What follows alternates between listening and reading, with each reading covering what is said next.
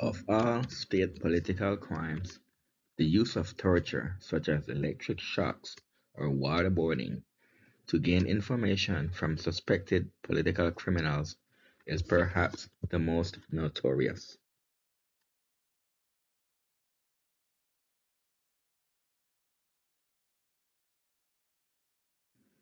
Can the torture of a suspected terrorist determined to destroy the government and harm innocent civilians ever be permissible, or is it always an example of state sponsored political crime?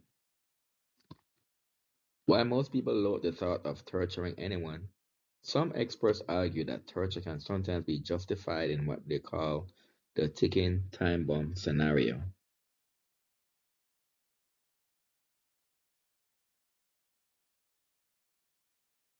Suppose the government found out that a captured terrorist knew the whereabouts of a dangerous explosive device that was set to go off and kill thousands of innocent people. Would it be permissible to use torture on this single subject if it would save the population of a city?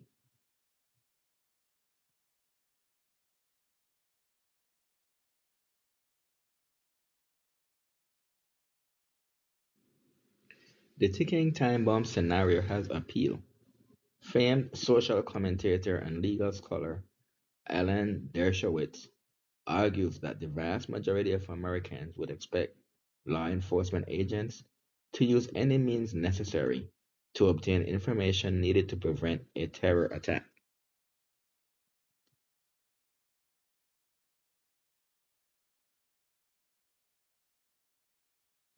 The suspect would be given immunity from prosecution based on information elicited by the torture. It would only be to save lives.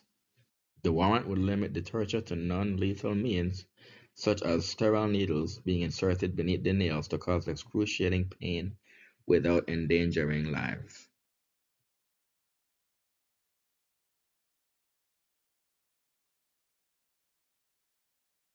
Not everyone agrees with Dershowitz.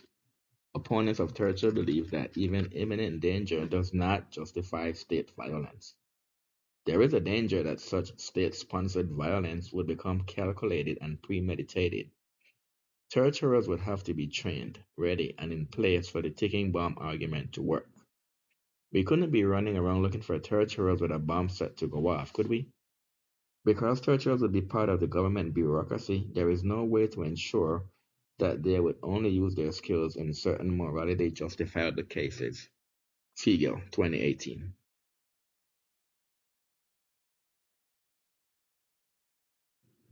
I do not agree that a government should resort to torture to get information from captured terrorists. If they're already in captivity and they are guilty of the crime they committed, then we should give them jail time and let them sit in jail indefinitely.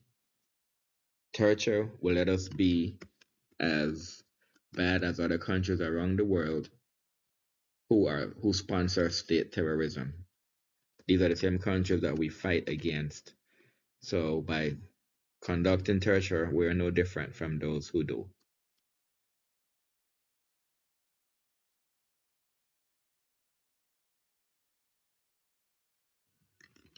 I don't believe the use of torture can be justified.